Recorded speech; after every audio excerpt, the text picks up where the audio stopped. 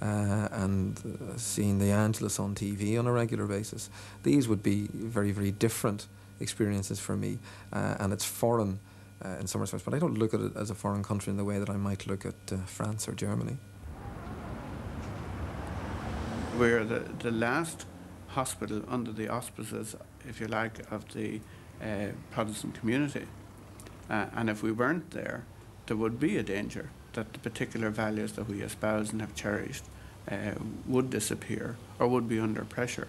It's the way you are treated as a patient when you come in, that you are a person, that you're given information about your condition, that you have control and that you can decide. That's at the core of it. And leaving access to the patient to spiritual advice of whatever faith that they wish.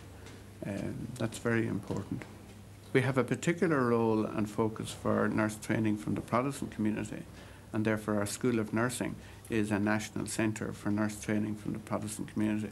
Is there a hostile Catholic environment out there medically that you need to defend some territory against? No, I think that the environment is much less hostile than perhaps it was some generations ago.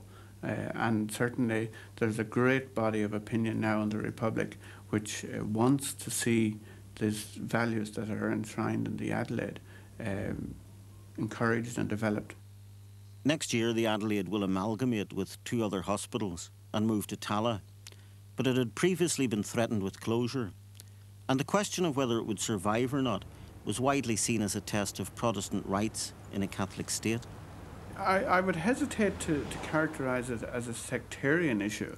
I mean, there were maybe sectarian undertones to the struggle, but in fact, the primary motivation was probably the state's approach to cutting back on smaller hospitals, and certainly maybe an insufficient understanding of the importance of providing a means for the Protestant churches to contribute to health care. It would be just like you would say the Protestant churches have no role in education, because medicine is just as important a domain of life and health care as education.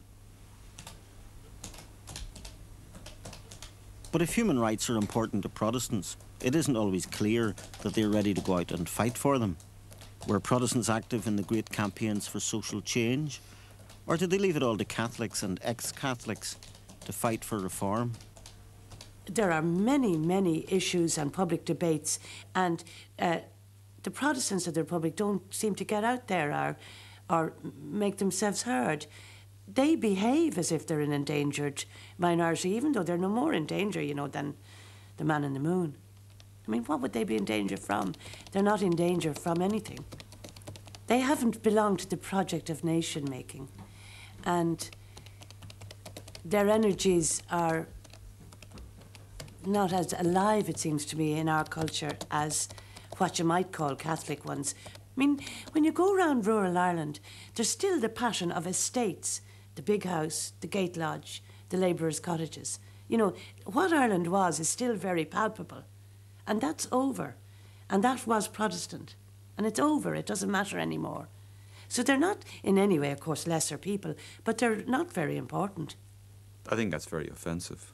I think if you were to tell Douglas Hyde or William Butler Yeats or latterly someone like David Norris that they were not Irish, they were not properly Irish, I shudder to think the response that you would get. I mean, in terms of literature, the literature that has formed this country is very much Anglo-Irish literature, largely Protestant. Douglas Hyde was the founder of the whole Irish Ireland, Gaelic Ireland movement. Douglas Hyde was a nationalist. William Butler Yeats was a Republican. I'm a nationalist.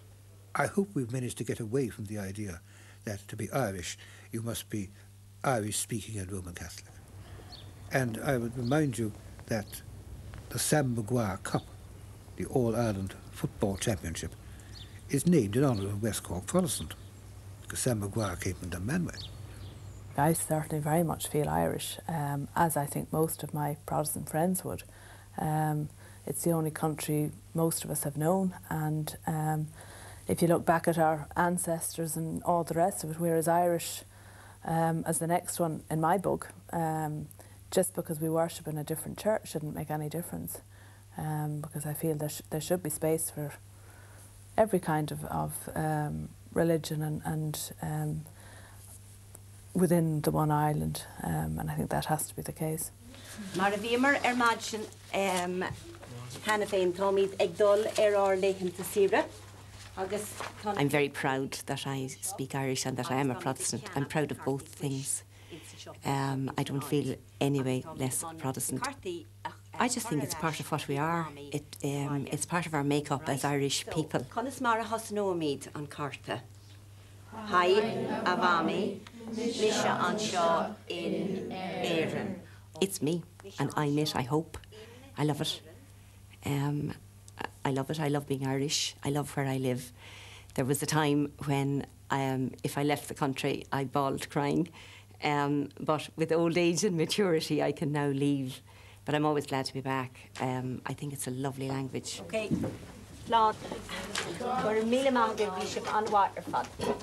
Okay.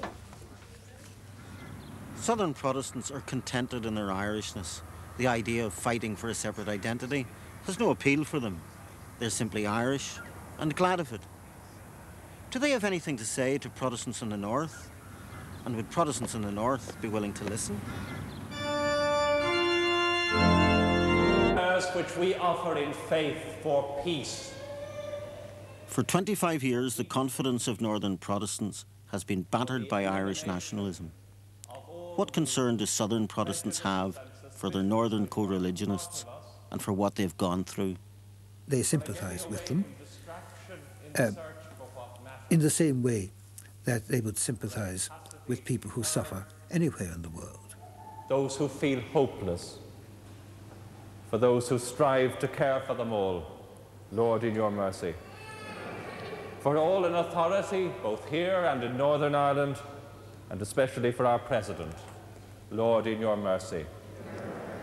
You would find, for instance, let us say in the prayers in the church service, that there would be a reference in the prayer not merely to Northern Ireland, but to Bosnia, Ethiopia, anywhere else where there happened to be serious trouble at that particular time.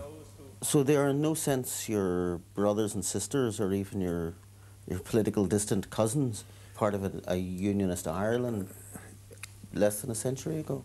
They seem to me to have very little connection with the Protestants of Northern Ireland. The mutual incomprehension works in reverse because there is a perception amongst Protestants here that Protestants in the North are not like Protestants in the South.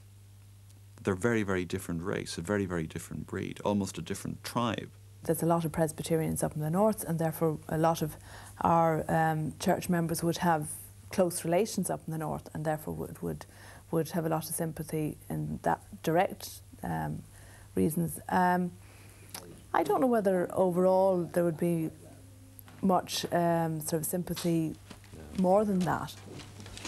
We're not conscious, we're not constantly thinking of Protestants, Catholics in the north of Ireland. We have our own lives, we have our own difficulties, just as we're not constantly thinking of Catholicism and Protestantism down here. We try to get on with life. There are many other things in life to get on with. So I don't know that the Protestants in the South would only have sympathies with the Protestants, because most Southern Protestants regard themselves, I think, very much as being Irish and very much belonging to the South. And I think a lot would share a vision that there would be a united Ireland at some stage in the future. I would say I would like to see a united Ireland, but only if they agree to it. And by they, I mean the people of Northern Ireland, not divided in any denominational sense. Only if to want a united Ireland, where 1 million of people or whatever it is are forced into it against their will, is a recipe for trouble, if not disaster. Well, shouldn't the experience of Protestants in the South be an incentive to Protestants in the North to take the dreaded step? No, I don't think it's necessarily, as it stands at the moment, a good advertisement for telling 1 million odd Protestants in the North that they have nothing to fear to come ahead. Many, many things must change before that time comes about. Might it come about, though, after those changes? Well, I mean, personally speaking, under ideal circumstances, I would be very happy to see it come out. But as I say, many things have to change in terms of a fundamental rethinking and rewriting of the Constitution.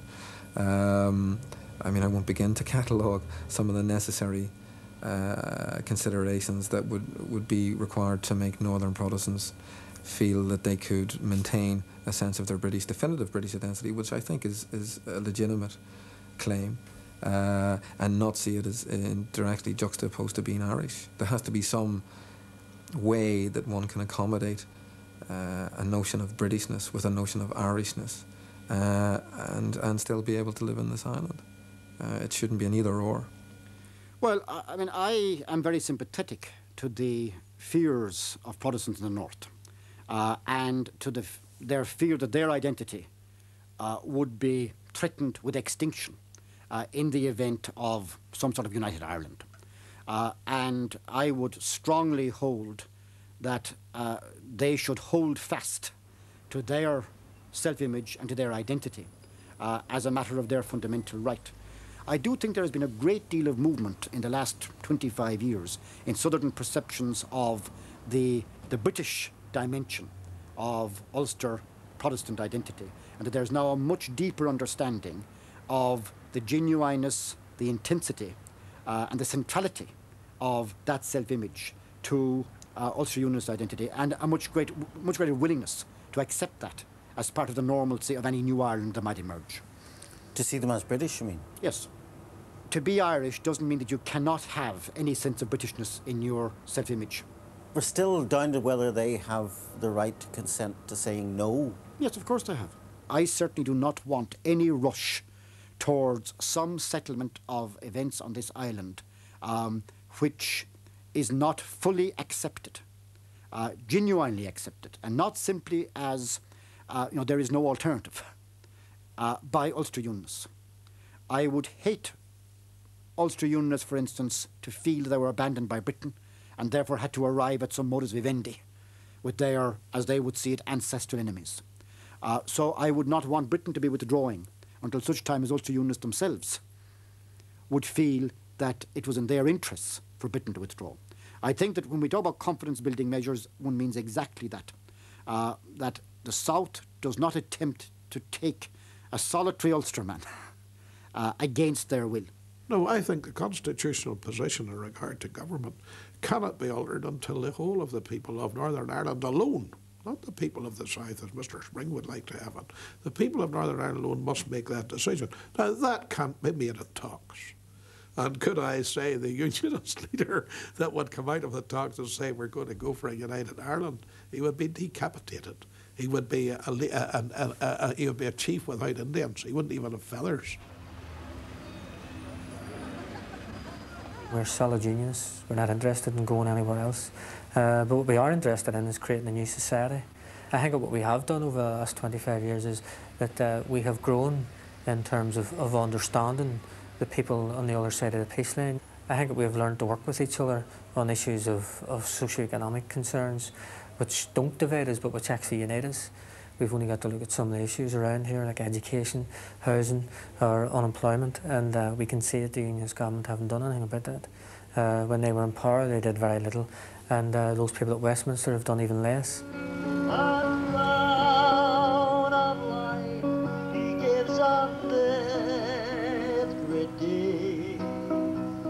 To many people, the new thinking of the fringe loyalists is invigorating, but they leave no doubt about where they are coming from.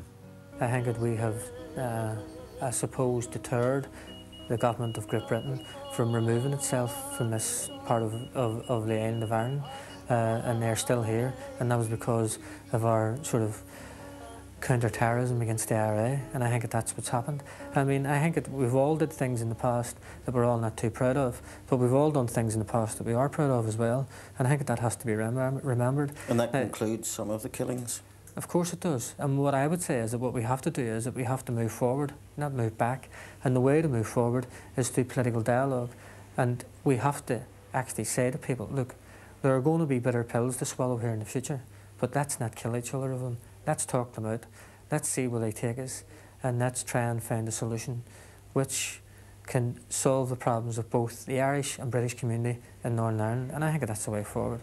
The basis of this trouble is the basis of an agitation by nationalists to have a united Ireland. That is a key point, and we all know that. Now, if you get that out of the way, there is no reason